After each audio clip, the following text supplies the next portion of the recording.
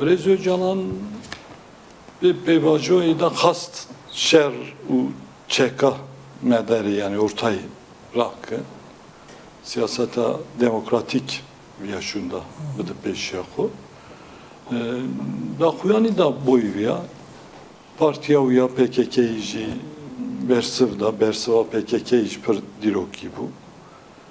Godem ser hastana Brez Öcalan emci çeka daytinin kongra kutu ofkırın du kongrayı krali kongrayı parvekirin yalnız demeyici merasim ektik çebi merasima çek dayini emici urabın emici harama Kürdistan'ı emici şahit o evin meseleyi uğraş şahidiyetiye bakın Türkiye'yi temsilci siyasi parti yaptı Reichs'tani işçiye, emekçiye, jina, civana dikin verin. İnşallah bir kaze çeybe, xerlasbı, selamet eki berdevam bıkı. Yani Brez Öcalan demek ki çek aracaki süçer sağlam beriviya bu. Dema real sosyalizmi de.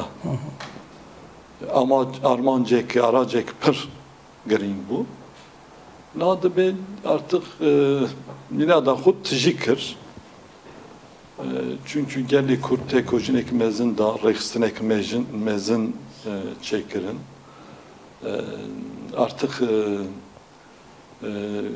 hem Kürt hem hekivanaş din naskırını böyle hatta belki ali hukuki siyasi gavne altını avitini ama artık hükümetçi ali ulusalcı milliyetçi şimdi ben yani geldi Kürt'e işte mafyanat din haberdani inşallah veya şundacı Dutçek danini meclis rolek mezin meclisi radiketi komisyon ekidar ahı çekit parti meclisi de den temsil kırni vanajı namzet abıdım ve komisyonu ali siyasi ali hukuki artık çı ihtiyacı ve şundan meclisi sen bıkabıttı